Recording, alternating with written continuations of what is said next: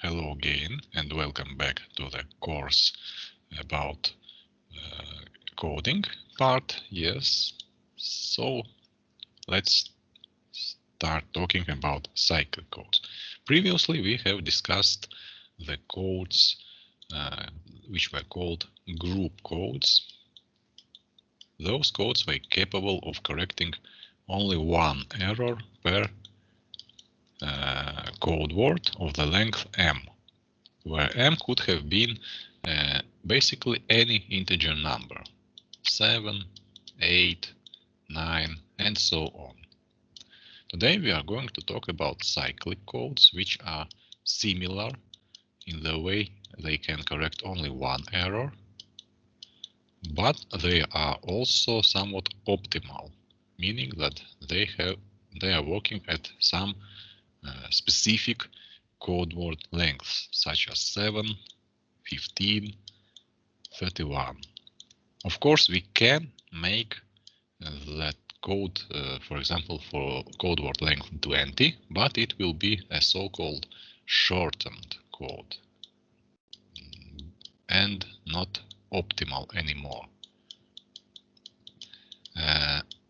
From which perspective I am talking about optimality here? Optimality means that we are adding the minimum amount of the error correction symbols for the maximum effect. So basically, if we have the code word length 7, this was also true for group codes as well, or 15 or 31, then we are adding here, for example, 3 control symbols. Here we will be adding 4 control symbols, and here we will be adding 5 control symbols.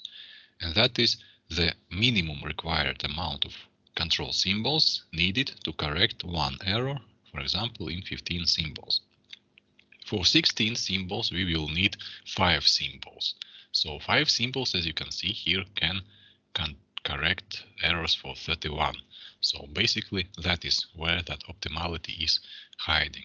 We are adding relatively the minimum amount of the error correction symbols. So we have previously started our lecture last week by talking about what is actually a group. Let me first remind you that, because it will be the base for our next algebraic systems. So the group was the set of elements, you can consider them numbers, set G, which had only one direct operation. So it could be either addition or multiplication, but not both. And for group, multiple axioms have been true, such as the operation we have selected is associative, meaning that we can perform it in any order. There also must be an identity element, unity element, which doesn't change any element of the set. So basically, we are taking any element A, perform our selected operation with identity element, and we are left with the same result.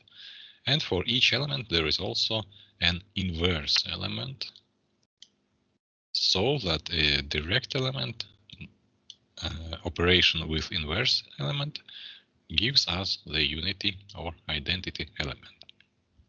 So that was the group, and we have discussed that last week, and that's what was the base for our group code. For cyclic codes, we have more advanced algebraic structures capable of more operations and more properties. Let's talk about them now. But before that, let's point out that the group can be, and it's not, it doesn't must be, so it only can be commutative, yes, if this operation performed in any order, meaning that we can make A plus B or B plus A, or for multiplication, A multiplied by B is the same as B multiplied by A. So you already know that, for example, for matrix operations, this just isn't true any longer. So, for example, if we have matrix A presented by a row vector 1, 2, and matrix B presented by, well, let me denote them actually by capital letters, denoted by column vector 3 and 4, then we can calculate A multiplied with B, which would be 1 multiplied by 3 plus 2 multiplied by 4, which is 11. But we cannot calculate B multiplied with A because that operation is not defined for matrices. So that's impossible to calculate.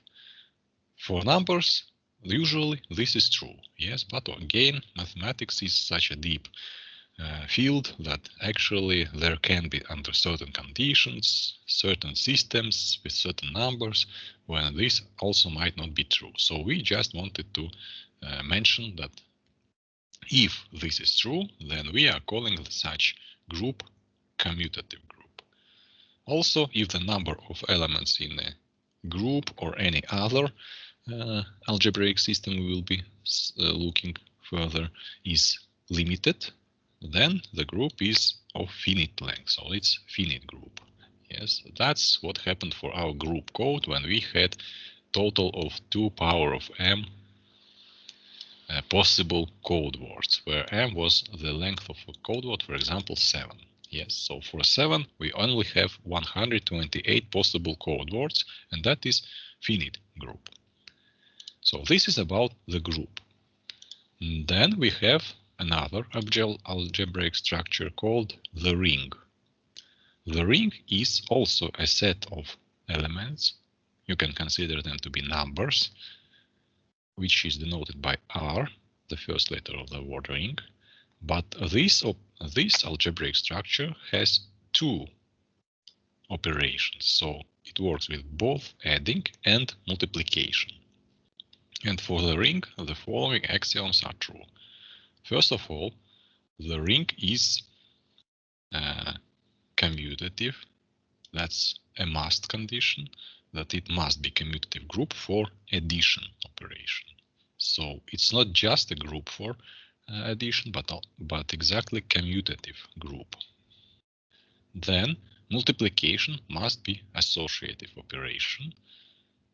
Well, if we are talking about addition, then the fact that it's a group for addition already means that addition is also associative operation, because that was one of the requirements for the group.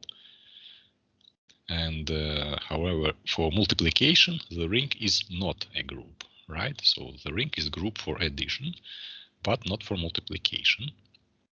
Also, there is such a distributive operation. Now that we have 2 operations, yes, we can basically open brackets as we are saying about it in our usual studies and exercises, right?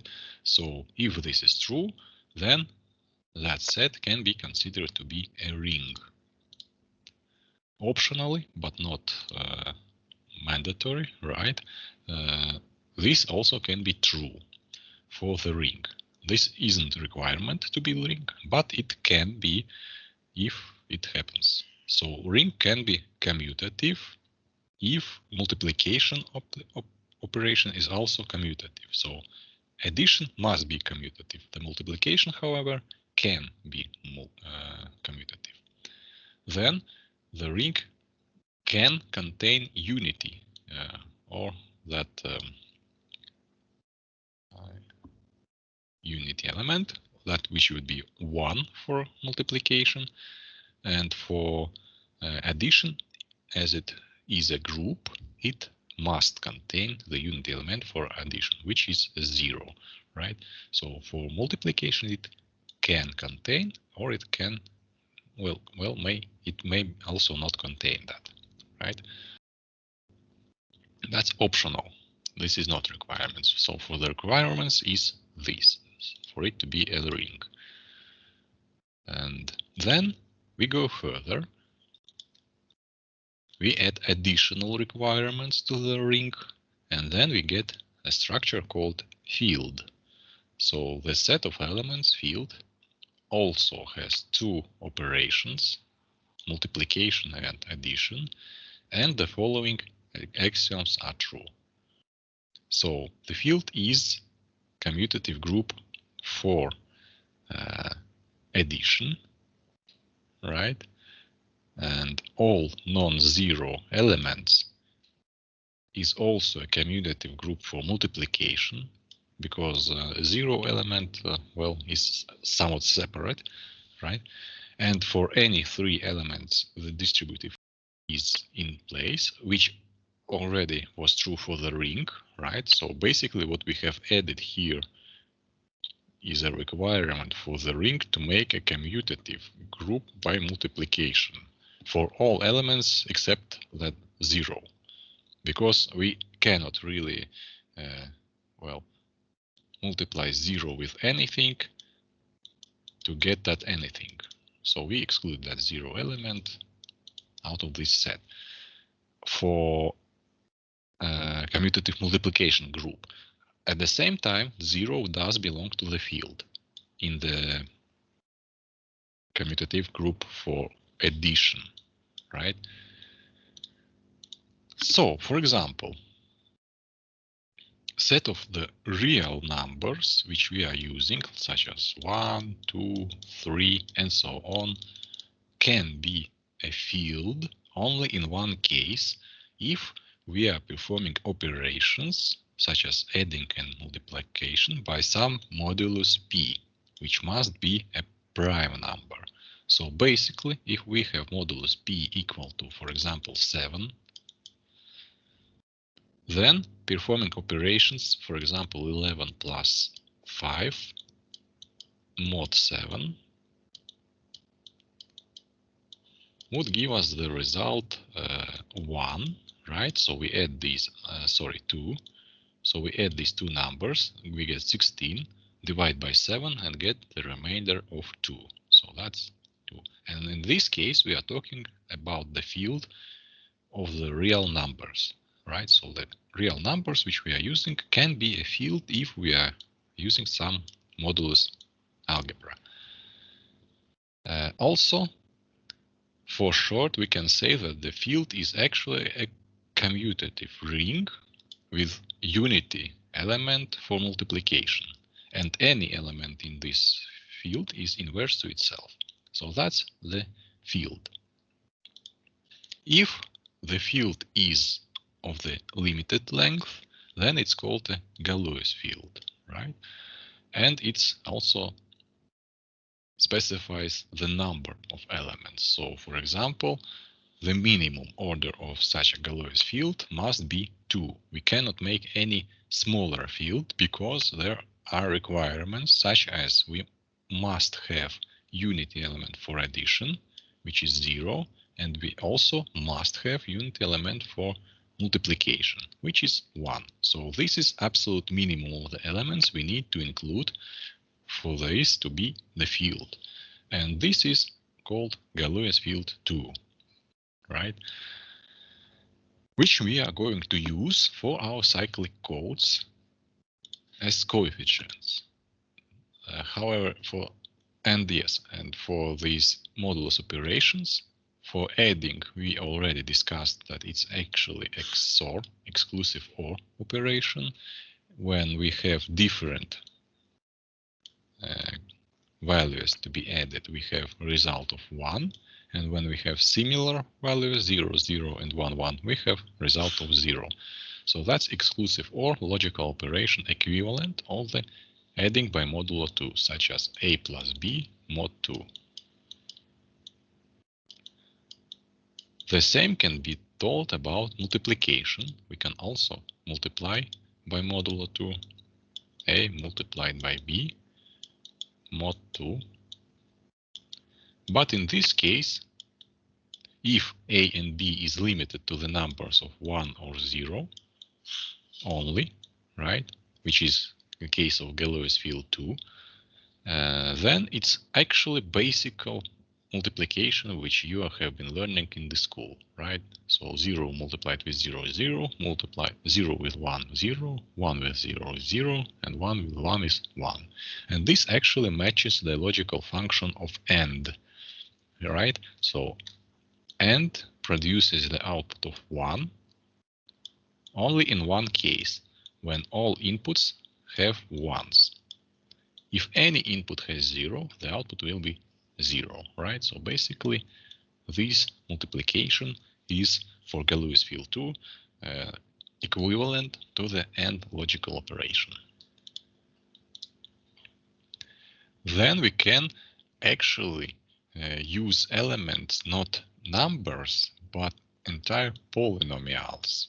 So we have already talked about what is ring. Now imagine the situation when the elements of our ring are not numbers, but polynomials. Basically, we can write any number in such a form. For example, 1012 can be considered to be 1 multiplied by 10 to the power of 3 plus 0 multiplied at the power of 2, 1 multiplied at the power of 1, and plus 2, right? So this actually is very similar. Instead, however, of using some base, we are starting to use some unknown parameter, x, yes, some variable, and basically we get the polynomial. So all the coefficients belong to the ring of this polynomial ring. So basically all the polynomials are forming some polynomial ring, and all the coefficients also belong to the ring. Or, as it will be for our case of cyclic codes, we will rather make them belonging to the Galois field 2, which is also a ring. As you remember, the field is some ring with additional properties. So basically, if we are talking about field, then that automatically means that this is a ring too. So the polynomial can be irreducible, meaning that it cannot be factored by smaller degrees. So for example, let me show you example of polynomial x squared minus 1. This polynomial can be factored by writing multiplication of two lower degree polynomials, such as x minus 1 multiplied with plus 1. So factoring for this case is possible. If, however, this factoring is impossible, and for example, let's say, and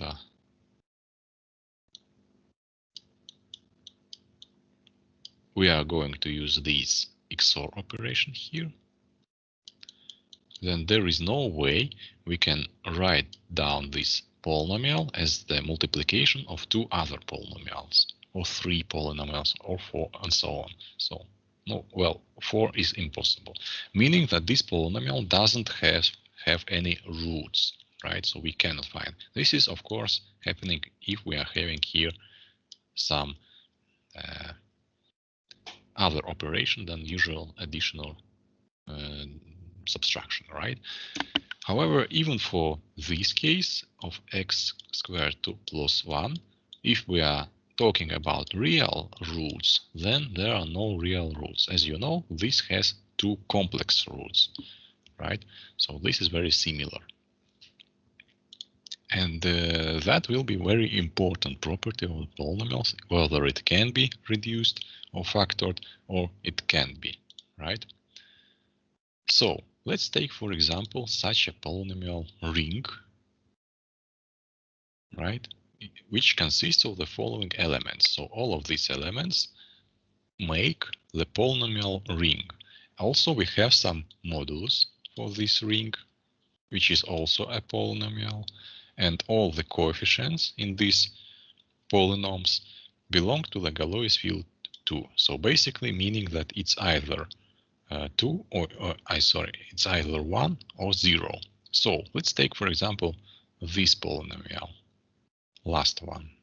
It can be written down in the full forms as a 1 multiplied by x power of 3 plus 1 multiplied by x power of 2 plus 0 multiplied by x power of 1 and plus 1 multiplied by x power of 0, which is 1, right? So you can see here that coefficients of our polynomials are either 0 or 1.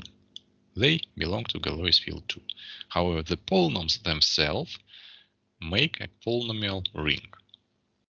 And let's see example of how we perform addition and multiplication operation for these polynomials.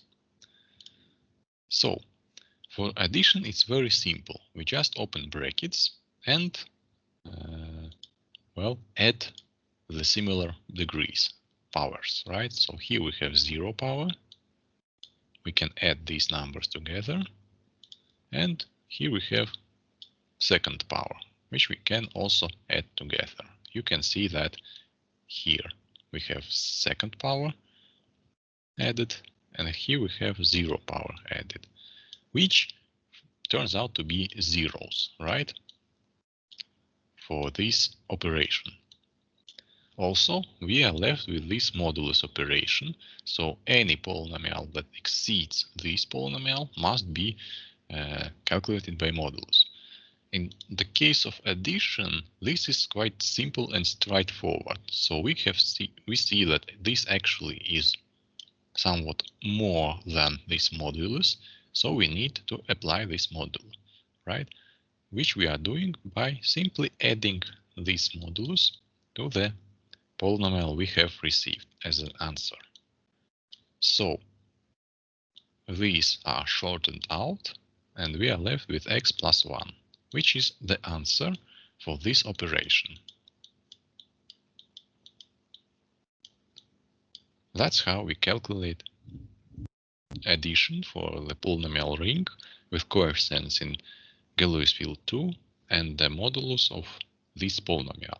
That will be exactly very similar as to what we will be doing in the cyclic code, because cyclic code will be based on this polynomial ring. Now for multiplication. Multiplication is a bit more difficult operation because we have to actually open these brackets, use that distributive law, and add the similar values, and then apply the modulus to what we have obtained. So let's take it by one step at a time. First of all, we are opening these brackets. So here you can see this x power of 3 multiplied with this entire bracket, and that is here, right? So basically we just add plus 3 to each power index. So here we have, instead of 2, 5, instead of 1 have 4, and instead of 0 have 3. Similarly, we are performing for this component, right? And for this. Now we also need to add them up together. We have, for example, here we have 4th degree and here 4th power. They will be added up together by using modulo 2 and basically will be shortened out, right? Now we have x power of 3 and here we have x power of 3, which again after adding will give 0. X power of 2 and x power of 2 after adding together would also give 0, and this will be left over, right? So we will have x power of 5 plus x plus 1, which we need to calculate over the modulus of x power of 3 plus 1. This is performed by making division. So we need to divide this polynomial with this polynomial and find the remainder. So basically for numbers, it works literally the same. If we had, I think it was 11 plus 5 over the modulus 7. So we needed to add them up together and divide by 7. So that was 16, right? Let me write it here, that it was 16, which gives the answer of 2 and the remainder of 2. So we need to perform the very same operation, except that instead of using minus operation, we are going to use the very same modulo 2 adding operation. Well, that is because basically adding and subtraction in modulo 2 is the same. So here we have, for example, adding. And here we will have also, well, let me first write the adding table completely. And sorry.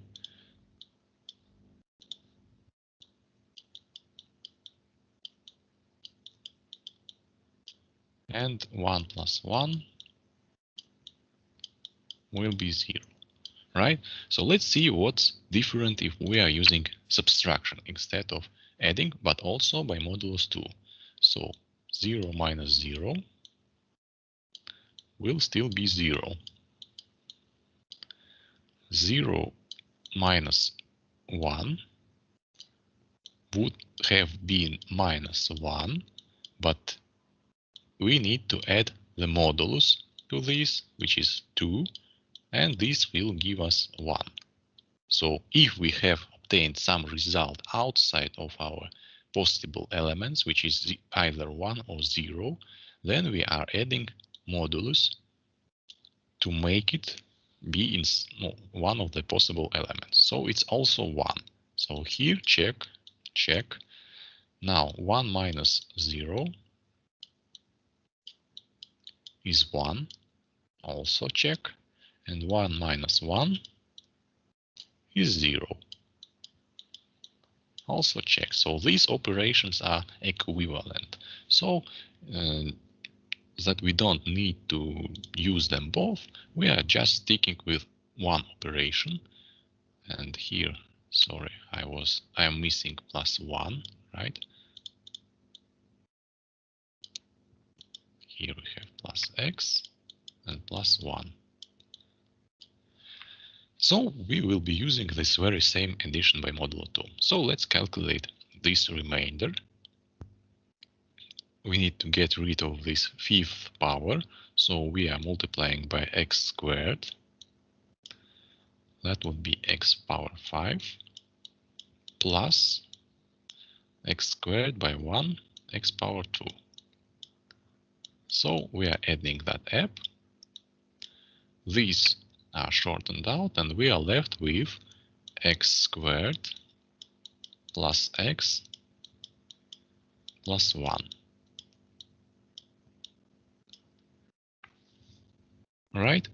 And we cannot divide it any further. So basically, this is our remainder.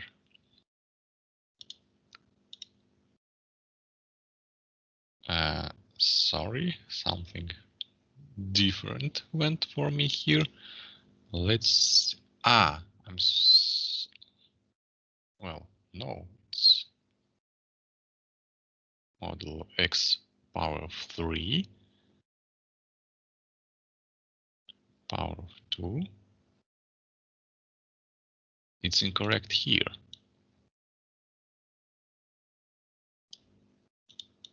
Right?